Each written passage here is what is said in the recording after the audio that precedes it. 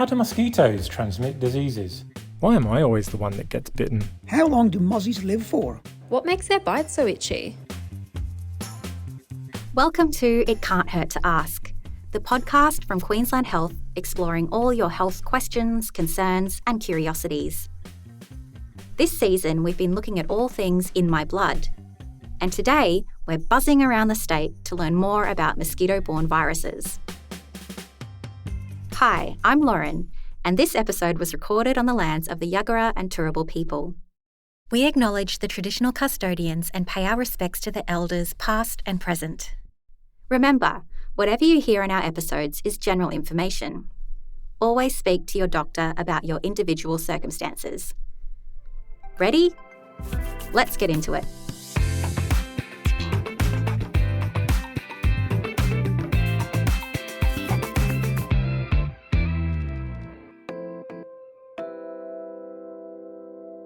Picture this.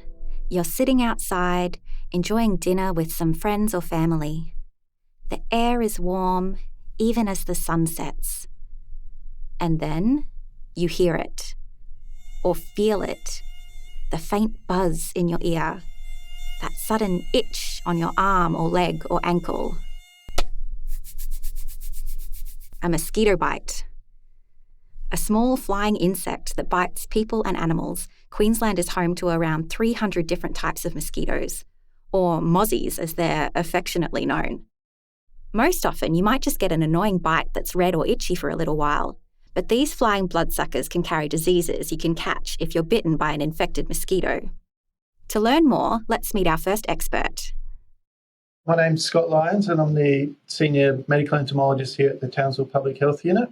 I've been here in this role about 12 years.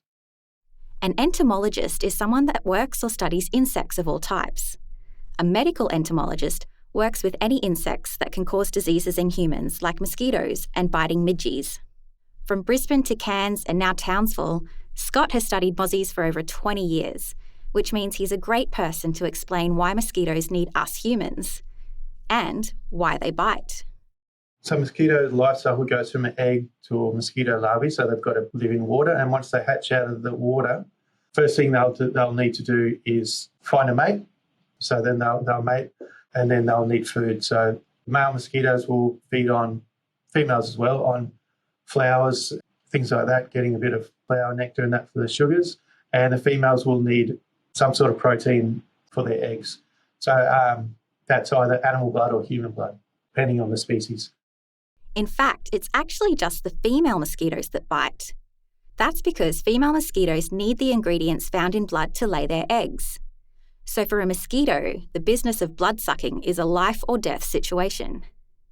Without a blood-rich diet, the circle of life for mozzies would cease entirely. And so when they come to bite you, they stick their proboscis into your skin and they'll use their saliva to make the blood flow a little bit better. Hold up. Proboscis? Yeah, a proboscis is the proper name for the extended mouth part that mosquitoes have and use to suck out blood. So they'll suck the blood out, digest that protein will help the eggs, and then they'll lay their eggs. And then they probably survive about 2 weeks in good conditions. And then, lay their eggs either in water or close to water. Then the cycle begins again. The mosquito's saliva is important. That's what carries and transmits any virus the mosquito is carrying from mosquito to human. It's also what makes you feel itchy. The saliva also anticoagulates your blood. If you listen to our episode about how blood works, you'll remember coagulate means clotting, so anticoagulate means to stop clotting. So the saliva prevents the blood from clotting, meaning a more steady flow of protein for the hungry mosquito and their eggs.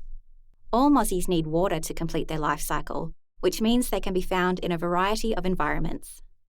Along the coastal areas, when you've got a lot of wetlands and mangrove marsh areas, you'll have sort of constant mosquito issues through most of the year.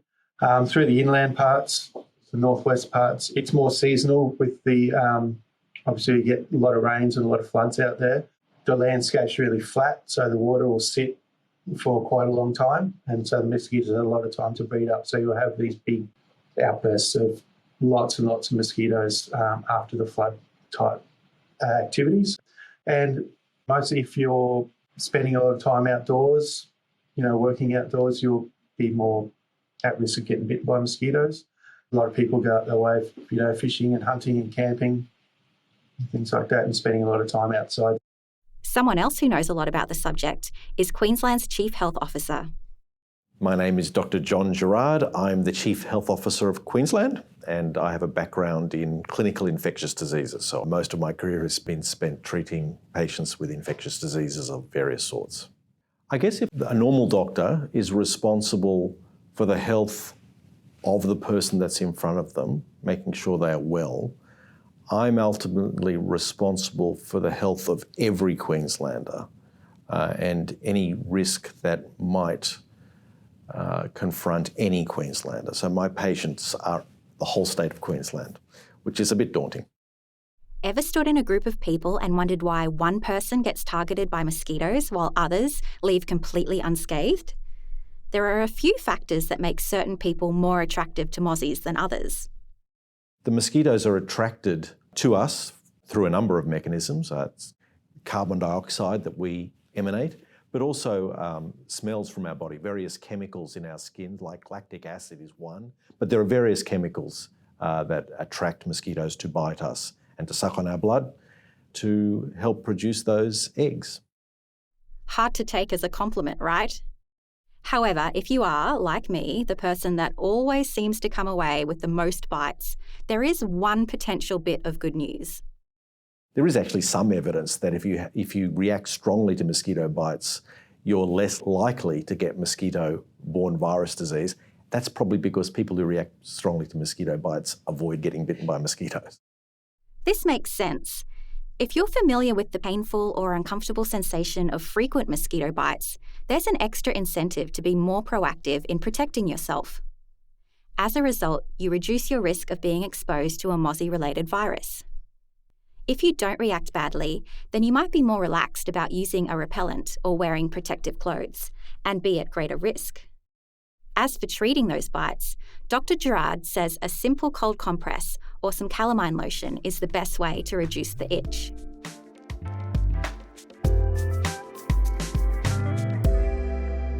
For a mosquito to transmit an infection, it has to have bitten an animal or human that is infected with a disease. Let's hear from Scott on this. Can't get spread by coughing or things like that or touching people. It has to come from the blood. So the mosquito has to bite you, suck your blood out and pick up a bit of that virus, and then it'll go. The virus will grow in the mosquito. Takes maybe between 4 and 7 days in the mosquito, and it goes up into their salivary glands. And then when they bite the next person, spit out the virus with the saliva into the other person's blood. Not all mosquitoes carry viruses, but there are a number of mosquito-borne viruses that we see in Australia. These include Ross River and Barmah forest virus, which are very similar to each other.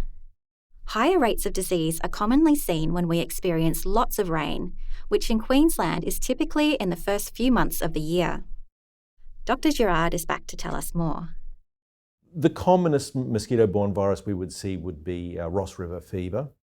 Probably about 1,000 people per year in Queensland are diagnosed with Ross River fever. In fact, it's probably many more that actually get it because it can be a very mild illness with very minimal symptoms that's never recognised as Ross River fever, and it varies in severity from mild to quite severe. Ross River is a native Australian virus that mainly lives within mosquitoes, possums, and other marsupials. It doesn't affect the animals and just circulates through them, but for humans, it can make us quite unwell. The symptoms typically include fever and joint pains, typically involving multiple joints, including the small joints in your hands and elsewhere in your body. And that can last anywhere from a few days to a number of weeks. And some people get a post-viral fatigue syndrome lasting a few months afterwards. But for the most part, it's actually quite a mild illness, and it's often unrecognised. When we say unrecognised, we mean that when people experience these symptoms, they may assume they have something else, like the flu. There is no specific treatment for Ross River fever. The good news is that most people recover on their own, ranging from within a few days to a few weeks. In some cases, it may take a few months to recover completely. The main way we can diagnose mosquito-borne viruses is through a blood test.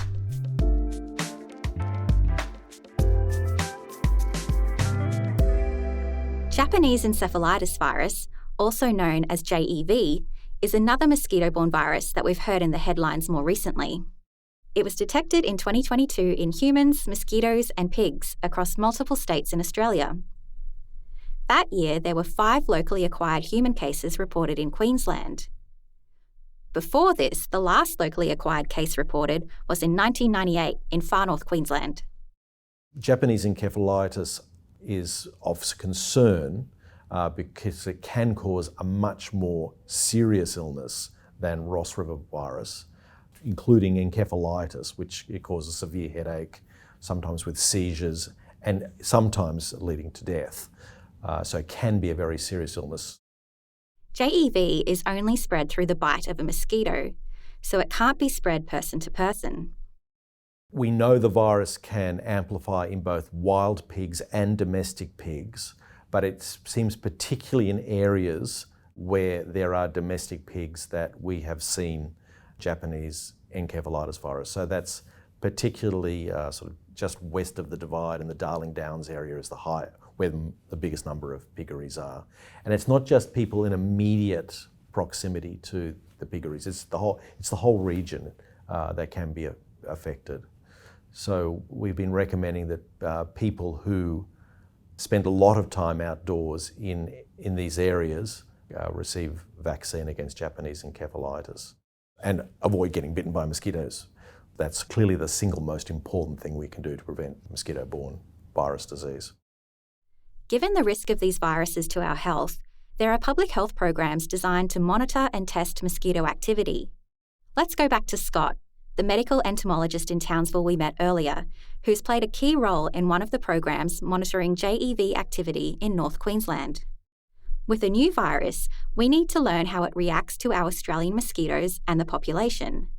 The team started monitoring for JEV in November 2022, finishing their last round of trapping in June 2023. The idea is the Japanese encephalitis virus probably migrated from north of us, so it would have passed usually through migratory birds following floodwaters further south. So, whether it's moved or it's gone through, it stays in other regions. It just stays in nature. It circles around wild birds, wild pigs, and things like that. It doesn't need the human hosts. The team end up covering thousands of kilometres driving as they travel town to town, setting up traps, making their way north towards the Northern Territory border. So we've got a team of 4 people here, and so we work in pairs, and we'll load the car with about 10 traps, which are baited with carbon dioxide, which the mosquito thinks it's somebody or animal breathing, and that attracts them into the trap, and it has a little fan inside it, and it sucks them into the container. And so we set them overnight and come and collect them the next day, and we'll do that for a couple of nights. And stay a few nights in each town and drive on to the next one. When they arrive in Brisbane, the mozzies are crunched up and tested for virus.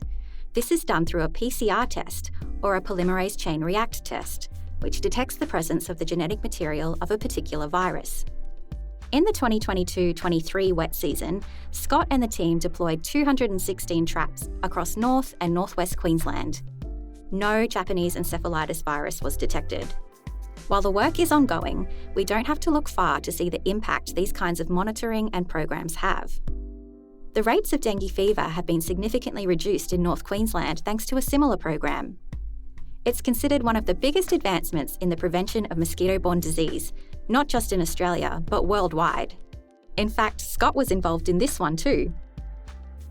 Another project or another thing that's happened over the last few years is the introduction of the Wolbachia bacteria, which we're working with the World Mosquito Program, where they introduce the Wolbachia bacteria into the mosquito, and that bacteria in the mosquito will stop the dengue virus living in the mosquito so they can't transmit it. So we've been working with them to, I guess, kind of just displace our wild type natural strain mosquitoes with this new strain that has the bacteria in them.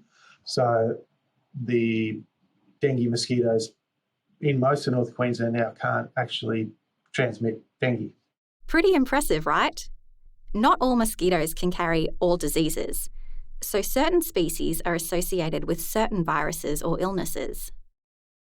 So with dengue, there's only in Australia 2 species of mosquito that can carry it, the Aedes aegypti and Aedes albopictus, which is up in the Torres Strait area. It's not found on the mainland of Australia. So they're the only 2 mosquitoes that can transmit dengue. And that mosquito will only bite humans as well. So it won't bite any other animals.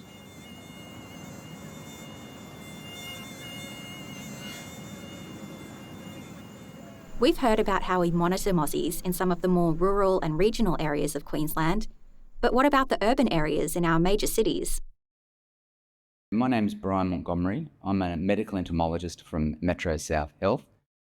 I spent many years in North Queensland coordinating dengue response outbreak, and I moved to this role in 2010 and was quite surprised at the lack of urban mosquito monitoring for those sorts of mosquitoes which are capable of spreading exotic diseases.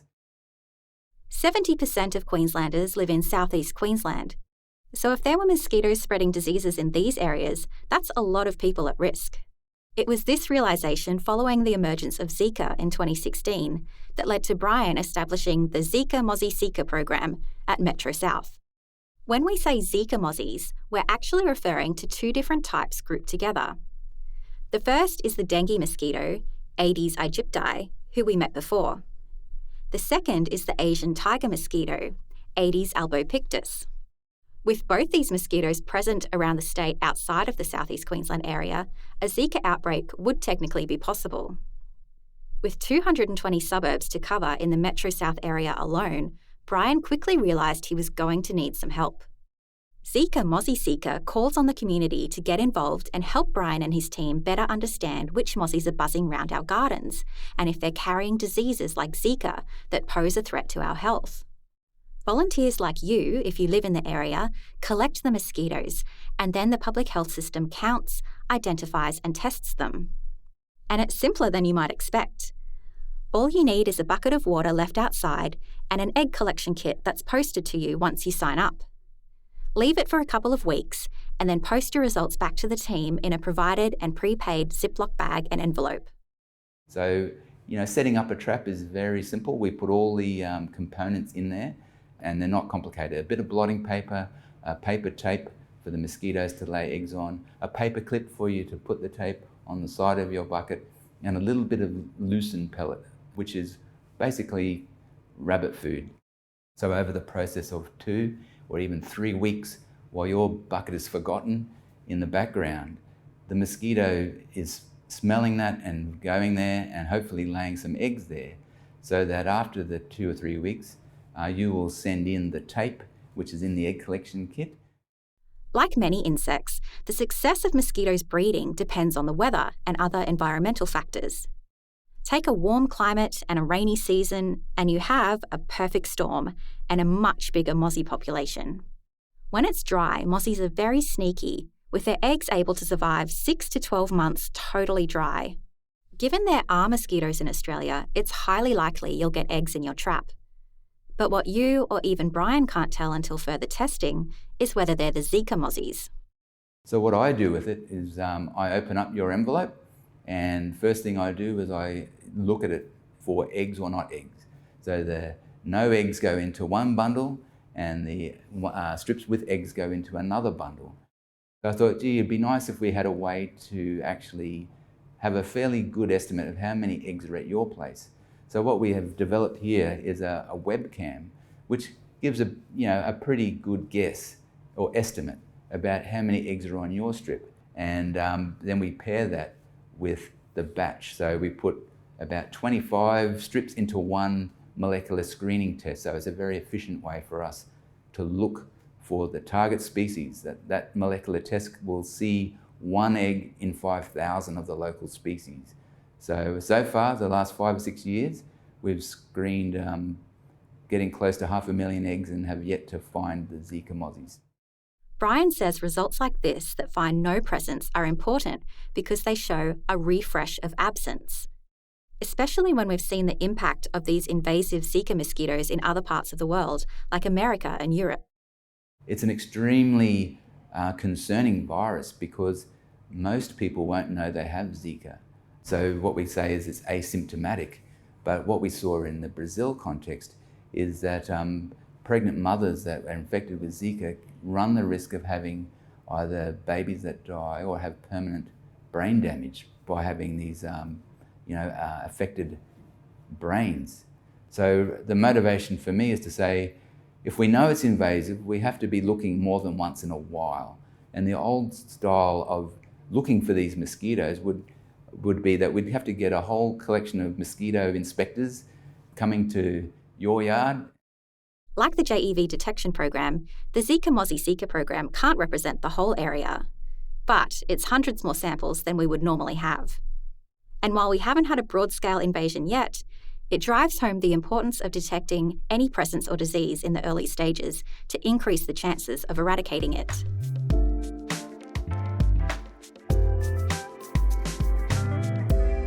And what would happen if you did test positive to a mosquito-borne virus through a blood test? So we will be advised through our national system that you have arrived in Metro South and it will identify the virus that you have. And then that's the next part is to decide, do we activate a response? For things like Ross River and Barmah Forest, there is no response because it's in the background all the time. If we saw large numbers of people presenting with symptoms in the same season, you might see that story come in the public media where it might be, please cover up against mosquito bites. By the time you know you have Ross River or dengue, the mosquito that bit you is already dead. So it's always challenging, but the health system is designed that if you present and get a blood test, we will be notified that you have that disease.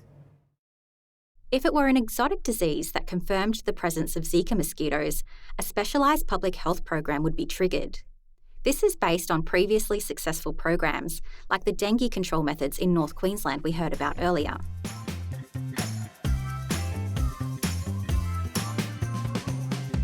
So how can you best protect yourself from mozzies when you're out and about? Check your backyard and make sure there's nothing holding water. If you're outdoors, mosquitoes are most active at dusk and dawn when it's not too hot or too cold for them. They're often attracted to dark clothing, so wearing loose-fitting, long-sleeved and light-coloured clothing can help. Closed-toed shoes will also help protect your feet. Repellents with appropriate Australian credentials are also your best line of defence. Ingredients to look for are either DEET, picaridin or eucalyptus extract, and it must be applied properly. It's a common myth that you can apply it once and you're set for the rest of the day or night, but you need to reapply every few hours as instructed.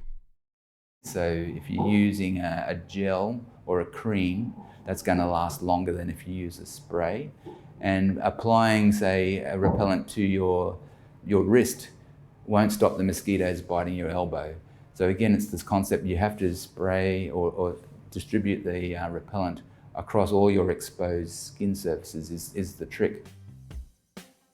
As usual, let's finish up by busting a few final mozzie myths. How long do you think mosquitoes live for?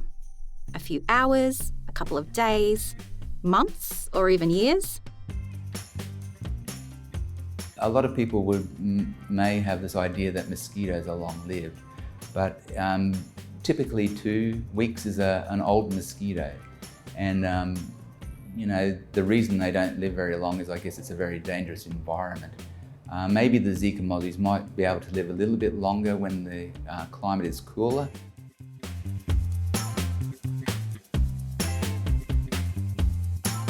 Thank you for listening to this episode of It Can't Hurt to Ask.